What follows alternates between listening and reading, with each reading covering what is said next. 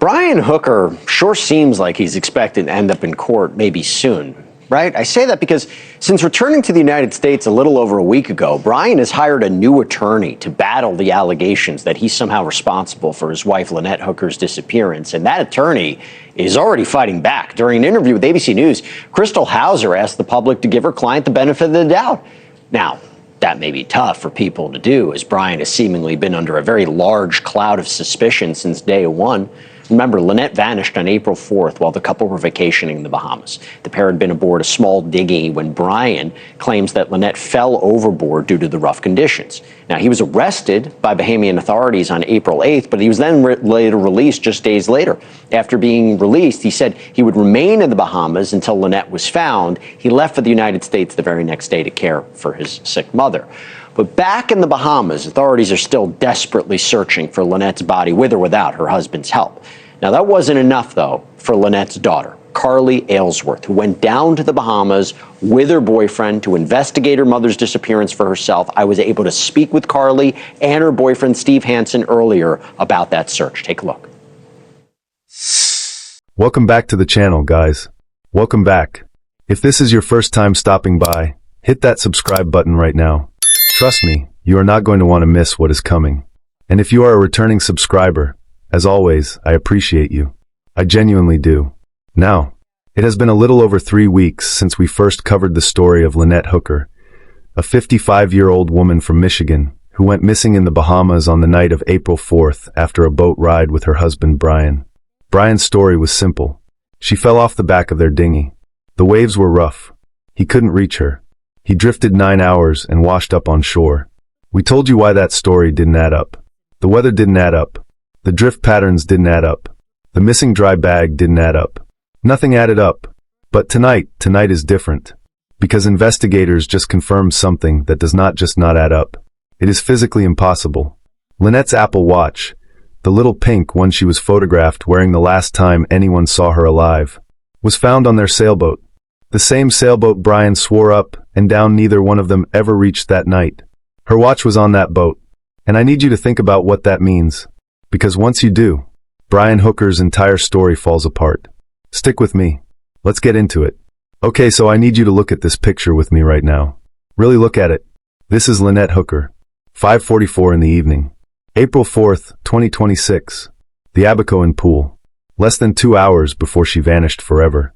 You see that bright blue headscarf on her head? Hard to miss, right? It's bright. It's distinctive. Not everybody walks around with a headscarf like that. You see the green bathing suit cover-up she's got on over her black two-piece? You see what looks like a black fanny pack, either on her body or sitting on the sun chair right in front of her. She's got sunglasses on. This woman is not hard to describe. She is wearing multiple layers, multiple colors. She stands out. If you saw her walking down a dock that evening, you would remember exactly what she looked like. Now, the morning after she disappeared, fire and rescue teams are surrounding Brian Hooker. These are the people who spent the next several days busting their backs trying to find his wife. And they are asking him the most basic question a rescuer can ask. What was she wearing? What are we looking for? Describe her. Help us find your wife. Brian Hooker looked at those rescuers and said black two-piece bathing suit. That was it. I'm not exaggerating. That is literally all he said. 2 of the lead fire and rescue responders confirmed it independently. Both of them said the same thing. Black bathing suit. That's what he gave them. No headscarf. No green cover-up. No fanny pack. No sunglasses. Nothing. And listen, I want you to think about this for a second, because this is important. Think about someone you love. Your mom. Your wife. Your husband. Your best friend. Now imagine something terrible happened to them tonight, and tomorrow morning somebody grabs you by the shoulders and says, "What were they wearing when you last saw them?" I guarantee you would remember everything. You would close your eyes and you would see them standing right there.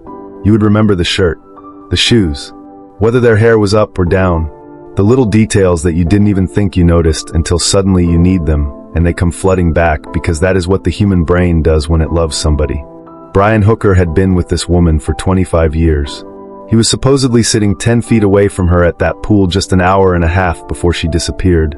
He could not remember the bright blue headscarf that was sitting directly on top of his wife's head.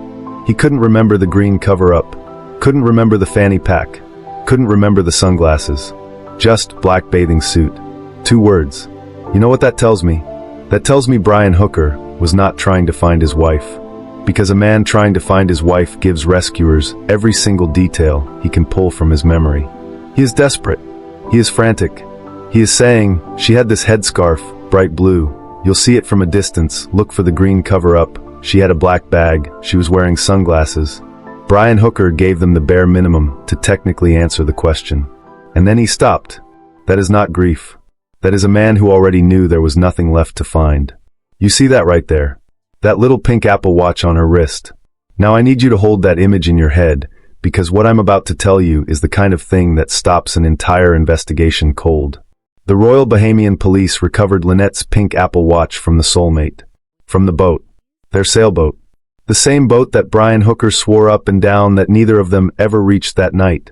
Let that sit for a second, because I need you to walk through Brian's story with me one more time, so you fully understand why this is so significant. Brian says they left the Abaco Inn dock at 7:30 p.m. About 12 minutes into the ride, rough seas, big waves, screaming wind, Lynette goes overboard. Engine dies. He can't restart it. He drifts for 9 hours and washes up at Marsh Harbor. He never went back to the Soulmate. Lynette never made it to the Soulmate. That is his story. His words. To police. To the media. To anybody who would listen. So under that story, that watch should be on Lynette's wrist right now. Wherever she is. In the water. On a shore somewhere. Still attached to the last place it was, her body. It should not be sitting on a boat that nobody visited that night. But it was. Police walked onto that sailboat and found it. And now you only have 2 possible explanations, and I need you to really hear both of them. Option 1, Lynette actually made it back to the Soulmate that night. Which means everything Brian told police, every interview he gave, every Facebook post he wrote about rough seas and desperate attempts, all of it. Every single word. A lie. Option 2, Brian went back to the Soulmate that night. By himself. After whatever happened to Lynette had already happened. That's it. Those are your only 2 options. There is no innocent explanation. There is no version of Brian Hooker's story, not one word of it, that puts that watch on that boat. Not one. Now here is where it gets really deep. That pink Apple Watch was paired to Lynette's iPhone. And her iPhone was connected to the Soulmate's Starlink satellite internet. So here is what that means in plain English. The moment that watch came within range of that boat, it synced. Nobody had to do anything. No buttons pressed. No passwords entered. Completely automatic. Completely silent. And when it synced, everything transferred. Her heart rate. Her location. Every step she took. Every movement her body made. Timestamps down to the second. If her phone made it onto that boat too, same thing. Every app she opened. Every message she sent or received. Every single time her phone shook hands with that Starlink router, logged. Recorded. Stored on a server somewhere. That data exists. Now here is the part that should make every single person watching this absolutely furious. Brian wore a specialized maritime GPS watch. Every person who knew him said he never took it off. Ever. That watch almost certainly tracked his location every minute of April 4th and into the early hours of April 5th. When police arrested him, they took it as a personal effect during booking. Standard procedure. And when they released him, they handed it right back to him. The Bahamian police did not seize it as evidence. Did not hold it. Did not pull the data. Did not image it. They put it in a little bag with the rest of his belongings and sent him on his way. He walked out of that police station holding his watch. And the very next day, he boarded a plane to Michigan. Where that watch is right now. What data is still on it. Whether anybody has thought to ask for it. Nobody is saying publicly. But I'll tell you what I'm thinking. That watch knows exactly where Brian Hooker was on the night his wife disappeared. Every single minute. Okay, I need you to look at this map with me. Because the water itself is calling Brian Hooker a liar. Brian says the wind and current took him northwest. For miles across the Sea of Abaco. All the way up to Marsh Harbor. 9 hours of drifting. That is his story. Now a neighbor on Lubber's quarters, that island sitting right there at the bottom, found a paddle washed up on their shore right after all of this happened. They picked it up, gave it to police.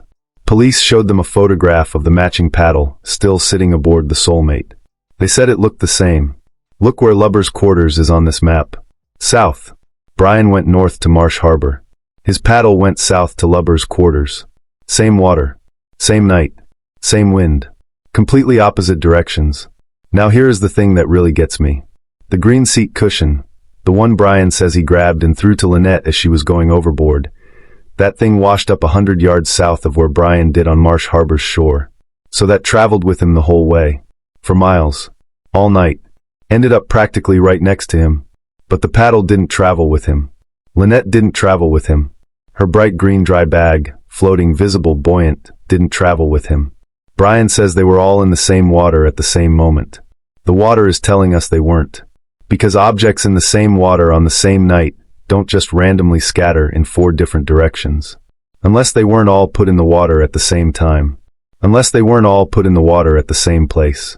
The Sea of Abaco doesn't lie, Brian. It just doesn't. Okay, I saved this one because honestly I still cannot wrap my head around it. There is a detail from Brian Hooker's time in Bahamian custody that barely got covered, and I need you to hear it. When police arrested Brian on the Soulmate and put him on a police boat to transport him to the detention facility in Freeport, Brian went over the side, handcuffed, into the water. The officers had to jump in and pull him out. His own attorney confirmed it. He got some superficial injuries on his leg from the whole thing. Now just sit with that for a second. The man at the absolute center of a case about someone going overboard in Bahamian waters. Went overboard in Bahamian waters. While in police custody. Handcuffed. His attorney called it an accident. Maybe it was. Maybe he panicked. Maybe the boat hit a wave. I genuinely don't know, and I'm not going to tell you I do. But here is what I keep coming back to. That GPS maritime watch, the one tracking his every location, went into that water with him. And it came back out, and then the Bahamian police handed it back to him, like it was a set of house keys. No evidence hold. No data extraction. No, hey, wait a minute, this might tell us where you actually were on April 4th. Just, here's your watch, sir. Have a nice day. And Brian Hooker walked out. Watch on his wrist. Plane ticket in his pocket. Gone. I want you to really hear that. That is Brian Hooker. On national television. Looking directly into the camera. Telling the entire country that nothing was going to pull him away from finding his wife. He said that. Those are his words. Now after he was released from custody, a fire and rescue volunteer, one of the same guys who spent days searching for Lynette while Brian sat in a jail cell, handed Brian a phone number. Local boat rental company.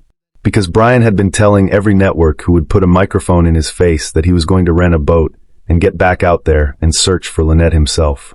His words. His promise. On CBS. On ABC. On NBC. So we checked. Brian Hooker never called that number. Not once. The morning after his release, he went back to the police station. Collected his watch. The GPS maritime watch that the Bahamian police handed back to him without pulling a single byte of data from it. Put it on his wrist. Got in a car. Went to the airport. Boarded a commercial flight. And flew home to Michigan. Just like that. The man who said he would never leave without his wife. Left without his wife. The man who said finding Lynette was his one job, his sole focus, his reason for staying. Never made the phone call to rent the boat. Never went back out on the water. Never looked. And Lynette is still out there somewhere. In the Bahamas. Waiting to be found. By somebody who actually wants to find her. Here is something I need you to think about.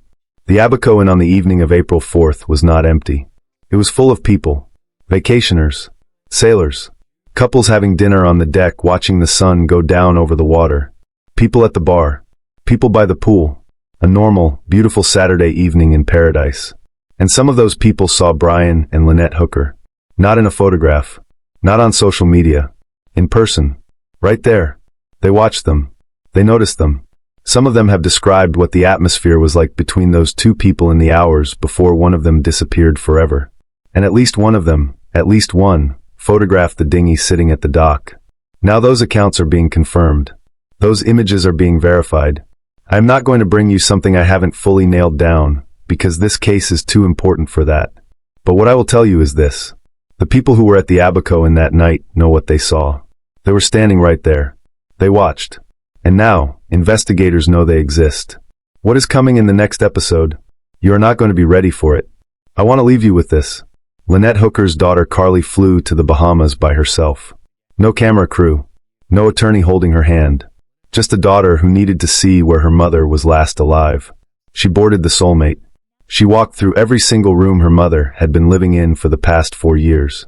Every corner, every cabinet, every space that still had her mother's fingerprints on it. She found a necklace. She put it on. She wore it during her interview.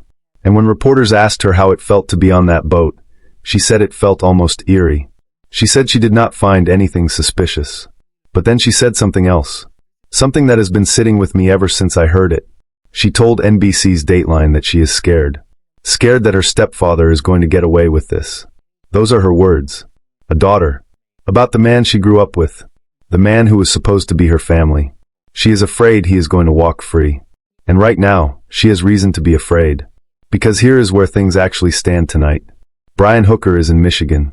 He has a Grand Rapids attorney who is telling the public to give him the benefit of the doubt. No charges have been filed. The Bahamian prosecutors said not yet, pending further investigation. But the U.S. Coast Guard criminal investigation is wide open and very much active. Electronic devices seized from the Soulmate under a search warrant are being reviewed right now. And Lynette's Apple Watch, the little pink one that was on her wrist at 5:44 p.m. on the last day anyone saw her alive, the one that ended up on a boat she was never supposed to reach, is sitting in an evidence locker, and its data is being examined. That watch recorded everything. Where she was, what her heart was doing, every single second, until it stopped.